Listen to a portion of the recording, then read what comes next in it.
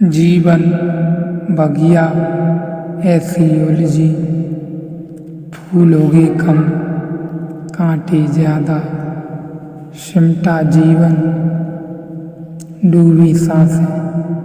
आना है तो अब भी आजा।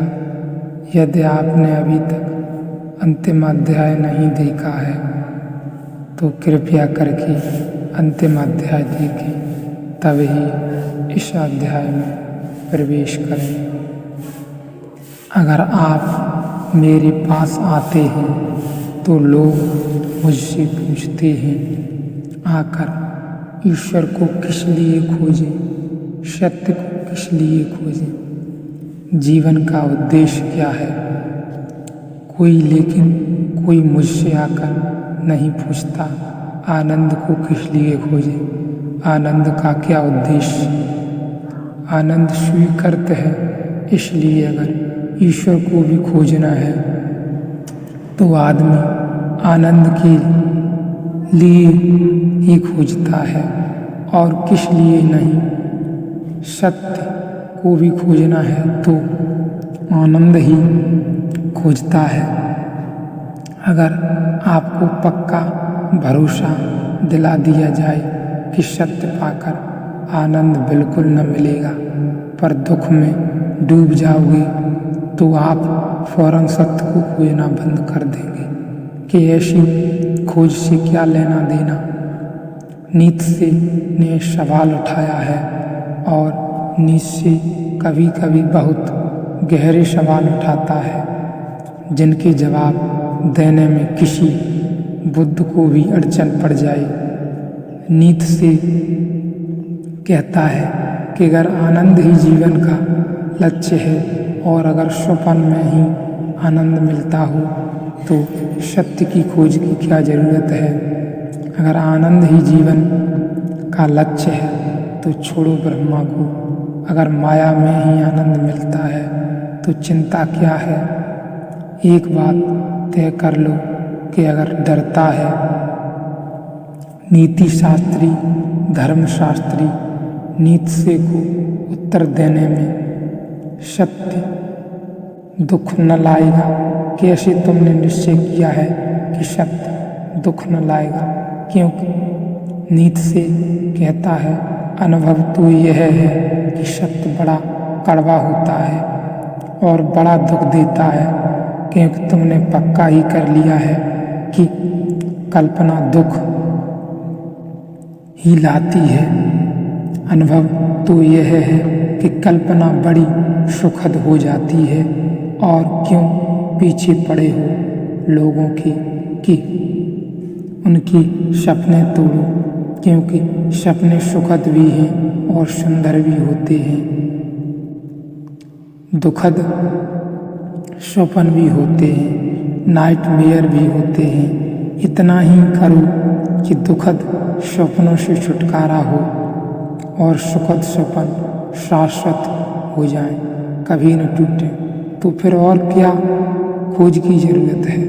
धर्मशास्त्री को कठिनाई पड़ती है, धर्मशास्त्री को, धर्मज्ञ को नहीं, क्योंकि धर्मज्ञ यह कहता है कि सपना है वही जिसे शाश्वत नहीं किया जा सकता।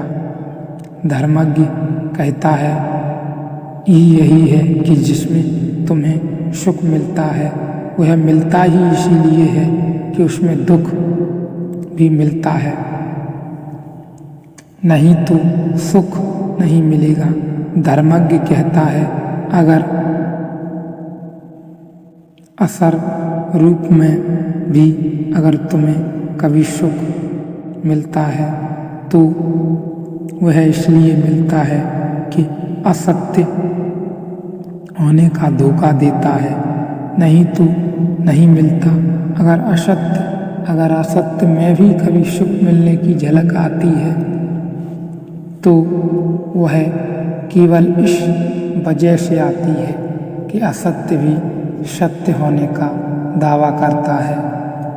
इसलिए असत्य में भी आनंद की अनुभूति होती है।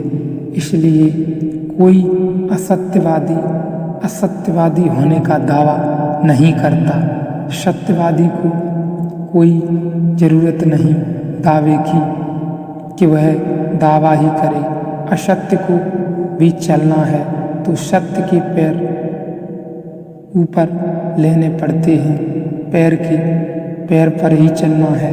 असत्य को चलना है तो सत्य के पैर उधार लेने पड़ते हैं। स्वप्न को भी जीना है तो स्वप्न को भी भ्रम देना पड़ता है कि स्वप्न नहीं हूँ, मैं ही सत्य हूँ, तो ही जी सकता है। आनंद सुख नहीं हूँ क्योंकि सुख के साथ दुख अनिवार्य बना है। आनंद स्वप्न नहीं है क्योंकि स्वप्न के साथ स्वप्न भंग अनिवार्य है। आनंद स्वप्न नहीं है क्योंकि स्वप्न के साथ स्वप्रभंग अनिवार्य है। और जो आनंद भंग हो जाए वह आनंद नहीं है क्योंकि आनंद के विपरीत कुछ भी नहीं है जो आनंद को भंग कर सके। आनंद जो है अद्वैत अकेला है और आनंद की खोज इसलिए है कि वह हमारी परम देह है, फिर भी देह है, यही खूबी है। ऋषियों की खोज इतनी सूक्ष्म है कि कोई हिसाब नहीं। इस आनंद को विवेक कहते हैं। यह भी देह है। क्यों? देह होने का क्या कारण है? क्योंकि वे कहते हैं जब तक तुम्हें यह भी पता चलता है कि तब तक तुम अभी उसको नहीं पाए जो पाने योग्य है। क्योंकि जब तक पता चलता है तब तक द्वैत मौजूद है। अभी पता चलने वाला अलग है और जो पता चल रहा है आप कहते हैं बड़ा आनंद आ रहा है। तो दो बातें साफ हैं कि कोई है जिसे आ रहा है और कुछ है जो आ रहा है। तो यह आनंद भी आपके आसपास का एक घेरा है और इसके केंद्र में भी कोई खड़ा है जिससे पता चलता है कि आनंद आ रहा है। जैसे ही यह जागरण भी आ जाए और यह जागरण पहले जागरण से बहुत सूक्ष्म और बहुत कठिन है। हमने कहा विज्ञानमय शरीर में ध्यान भोजन है। होश आ जाए तो मन से छुटकारा हो जाए। अगर आनंदमय शरीर का भी होश आ जाए तो आनंद से भी अतिक्रमण हो जाता है और तब व्यक्ति उसे पा लेता है जो वह है। वह फिर देह नहीं, वह आत्मा है। लेकिन मन के प्रति जागना बहुत आसान है। मैंने कहा बहुत कठिन है, लेकिन इस तुलना में बहुत आसान है। लेकिन कि आनंद के प्रति जागने में एक भीतरी कठिनाई है कि आनंद से हम जागना ही नहीं चाहते। आनंद से हम जागना ही नहीं चाहते। आनंद से कौन जागना चाहेगा? आनंद ही तो तलाश थी जीवन भर, जन्मों जन्मों तक। उसे कौन छोड़ना चाहेगा? एक लोहे की जंजीर है, आदमी छोड़ना चाहता है। एक सोने की जंजीर है, छोड़ने में भी मन नहीं होता कि छोड़ें। जंजीर ही नहीं मालूम पड़ती, आभूषण मालूम पड़ता हो। हीरे जवाहरात लगे हैं, लेकिन ऋषि कहते हैं वे भी जंजीरें हैं। और ध्यान रहे लोहे की जंजीरें उतनी बड़ी जंजीरें नहीं जितनी बड़ी हीरे जवाहरात लगी हुई सोने की जंजीरें हो जाती हैं। क्योंकि अब कैदी खुद भी नहीं छोड़ना चाहता। यह उसकी जंजीर में गहरा और गहराई हो जाती है कि वह उसे पकड़े रहता है और उसमें पड़ा रहता है।